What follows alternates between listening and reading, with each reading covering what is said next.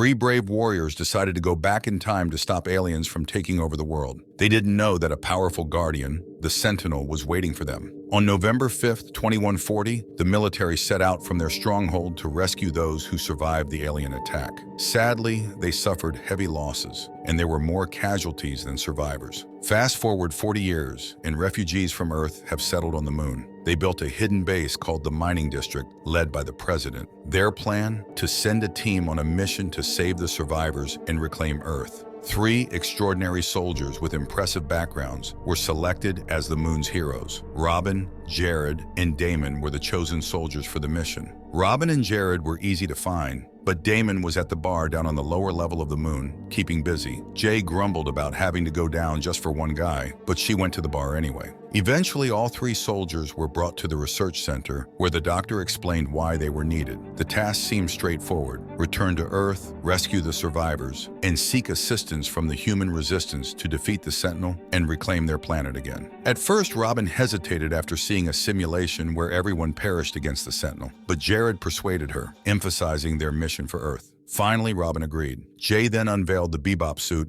an advanced body protection system. Damon proudly explained its capabilities. Wearers could command it to shield them from bullets, lasers, chemicals, radiation, and more. Damon's tone shifted to seriousness as he cautioned Robin and Jared about the importance of wearing the Bebop suit. Having lived on the moon for so long, they weren't accustomed to Earth's gravity. He stressed not to underestimate the physical strain it could cause, especially for Robin, who had never experienced it before. The doctor then interjected, mentioning his upgrade to the helmet communications, ensuring their voices would be recorded in the cloud. Damon felt uneasy when he learned that Jared would be the one to launch upon their arrival. It used to be Damon's job, not Jared's. Jay convinced him that Jared could take his previous role, allowing Damon to focus on the main mission. With that settled, Robin, Jared, and Damon boarded the space shuttle and took off. Meanwhile, the president made an announcement about the mission, though his sincerity seemed fake. He spoke about reclaiming the freedom stolen by the Sentinel. The residents of the mining district cheered, hopeful for the success of the three chosen heroes. After his speech, the president's true colors showed as he grumbled about not wanting to work hard,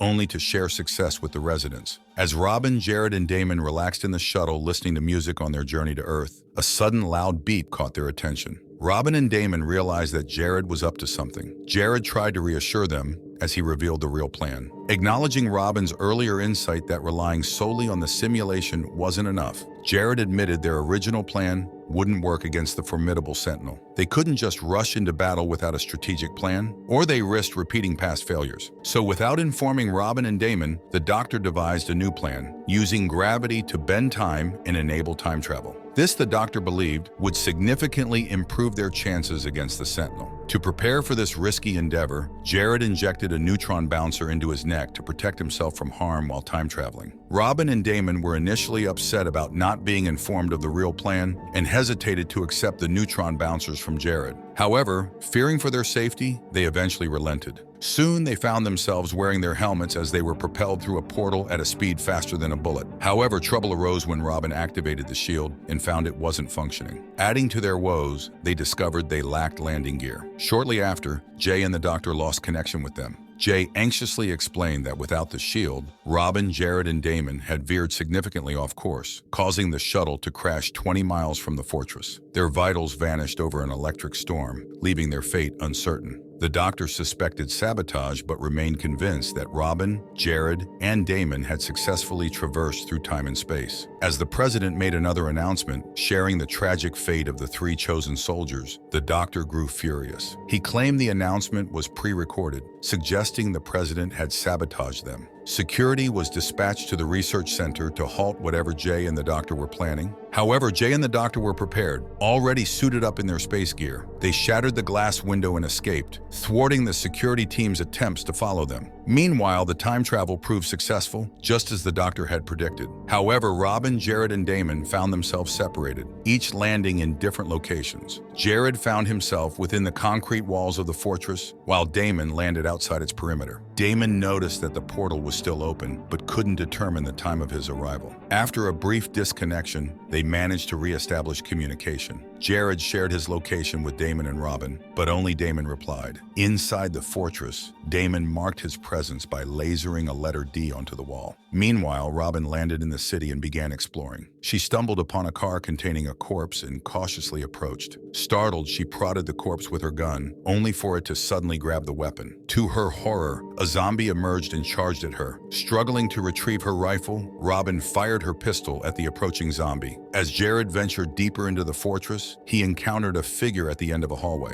Upon closer inspection, he realized the woman was no longer human. Her wide-open mouth emitted a piercing screech, drawing the attention of a horde of zombies. Jared quickly informed Damon of the situation, cautioning that where there were zombies, the Sentinel might also be present. His fears were confirmed when the Sentinel awakened from its slumber, sensing their presence. The Sentinel pursued Jared, who managed to escape the zombies and stealthily navigate the area. However, he sensed a looming presence nearby and cautiously turned off his flashlight to avoid detection. To his shock, the Sentinel stood right behind him. With a powerful punch to the face, Jared fled, realizing he stood no chance against the Sentinel's might. Seeking refuge, he encountered an unfamiliar woman who instructed him to remain quiet as she led him away to safety. While seeking refuge in the bar to evade the president's men, Jay and the doctor attempted to establish contact with Robin, Jared, and Damon. However, their efforts were futile with just sticks and rocks for communication. Jay then had a sudden idea and made a bold announcement to the bar patrons, alleging that the president had sabotaged the mission. She revealed that the shuttle was still operational and that the chosen soldiers likely survived. However, they needed to establish an uplink to prove their theory. Jay explained that despite the shuttle crashing on Earth without shields, they had retrieved data indicating that 2 of the 3 soldiers were still alive. Despite initial skepticism from Damon's friend, the bartender, he eventually listened to Jay's claims. However, it wasn't until another individual stepped forward and confessed to being the one who sabotaged the mission on behalf of the president that the bartender's disbelief was shattered. The man admitted to disabling the shields in exchange for money and promises of freedom from the president. The bartender questioned the motive behind the president's sabotage of a mission intended to benefit humanity. Jay explained that if the residents of the mining district believed the soldiers were dead, they would lose hope of returning to Earth. This loss of hope would solidify the president's control, preventing any alternative that could threaten his power and greed. The engineer who disabled the shields disclosed that he had been to the president's lab, suggesting they attempt to hack into it. Jay inquired if there was a hacker present, and a woman volunteered. The doctor instructed that they needed access to an external transmitter, to which the hacker replied that she worked on the satellite system. She revealed an abandoned transmitter located on the far side of Sector 3. Utilizing a line running above ground level, they could establish a connection. Jared was led to a room within the fortress. Jared encountered the human resistance who had been seeking other survivors captured by the Sentinel. Leland, their leader, immediately sensed that Jared was not one of them. Interrogating Jared about his origins and how he infiltrated the fortress, Jared explained he hailed from the mining district on the moon. Initially met with laughter from those present, the mood swiftly shifted to seriousness as they prepared to neutralize Jared if necessary. Jared pleaded his innocence, insisting they were on the same side in the fight against the Sentinel. He swore that the equipment he carried was crafted by his own hands to combat their common enemy. Though Leland remained cautious, he ultimately believed Jared wasn't an adversary. However, he hesitated to let Jared join their ranks, citing the sacrifices already made in their struggle against the Sentinel. Jared assured Leland he would follow his orders and fight alongside them without seeking glory or heroism. As Robin made her way to the fortress on a bike, she struggled with the unfamiliar sensation of Earth's gravity, finding it hard to breathe properly. Unable to establish contact with Damon and Jared, she pressed on toward the fortress. Meanwhile, Damon continued his search for Jared within the fortress, marking his path along the walls. Suddenly, he spotted the Sentinel at the end of a hallway and swiftly retreated to avoid detection. The human resistance, including Jared, continued their quest to locate survivors. Upon discovering glass boxes containing imprisoned humans, Leland immediately ordered their release. Jared, unfamiliar with these pods, was informed by a resistance member that they were infective pods used by the Sentinel to capture and convert humans into its army. Among the captives were Leland's wife and baby. Seizing the opportunity while the Sentinel was absent, they moved to free the captives. However, their efforts were cut short as the Sentinel returned, causing one of the pods to malfunction and descend.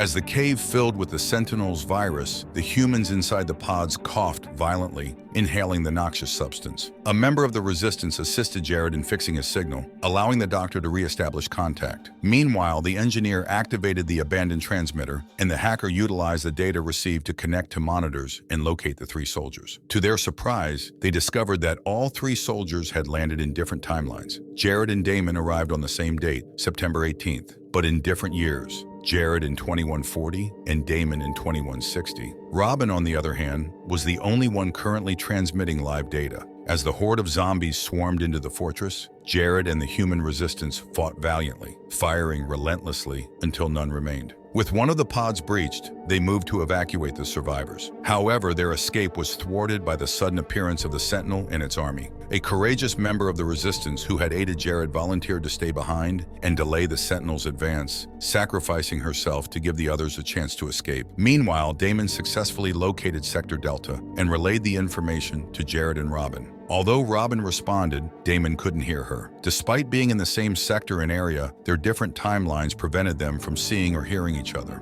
As Damon sat in contemplation, the harsh reality sank in. Their mission had been compromised from the moment they arrived on Earth. Meanwhile, Robin, able to hear Damon's distress, grew increasingly panicked as he recounted the troubles they faced during the time jump. Despite Damon's inability to hear her responses, Robin continued to offer reassurance and support. Simultaneously, Leland began to accept the grim possibility that their mission might have already failed. As Damon reflected on his companions, Jared and Robin, he admitted that despite not knowing them well, he would miss them. Nevertheless, even in the face of failure, Damon remained determined to press forward and accomplish his goals. Similarly, Robin shared Damon's sentiment that failure was not an option. In the darkness, the Sentinel reappeared before the human resistance, echoing the events of November 5th, 2140. As the Sentinel approached, Jared approached an incapacitated zombie and communicated with the Sentinel through its eyes. This diversion allowed a couple, previously destined to perish in the original 2140 timeline, to escape unharmed with their baby. Unlike before, there was no Sentinel to pursue them, thanks to Jared's clever distraction. As Jared prepared to confront the Sentinel alone, Robin busied herself setting up traps in Sector Delta, Area 19, while Damon passed the time listening to music.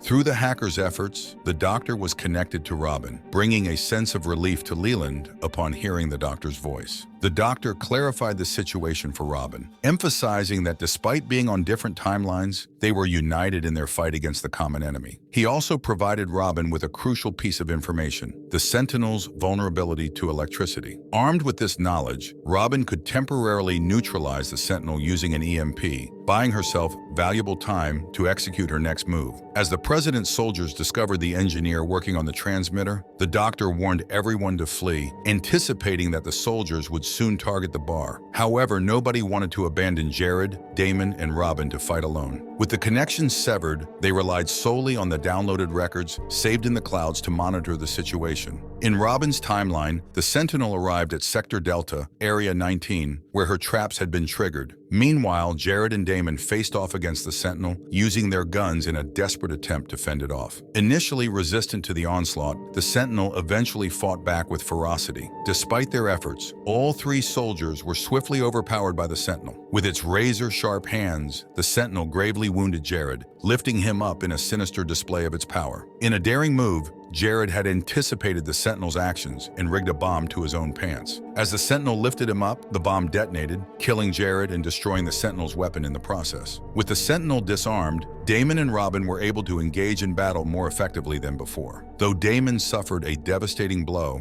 his gun finally proved effective against the Sentinel. Meanwhile, Jay and the doctor lost all data on Jared and Damon, leaving only Robin, who lay wounded on the ground. Before the Sentinel could deliver the final blow, an unknown individual entered the fray, firing at the Sentinel and forcing it to retreat. After leaving Earth, the Sentinel moved towards the moon. Using their advanced weapons, they managed to defeat the weakened Sentinel. Upon hearing about the Sentinel's demise, the president panicked and rushed to give a speech, hoping to appear as a hero. Little did he know his corrupt deeds had already been exposed. Meanwhile, it was revealed that the person who rescued Robin was an older version of Damon. Robin pondered the possibility of going back in time to save Jared, and Damon agreed. They shared a laugh, joking about going back to Damon's younger days, unaware that the Sentinel still posed a threat. And with this movie comes to an end, thanks for tuning in, guys.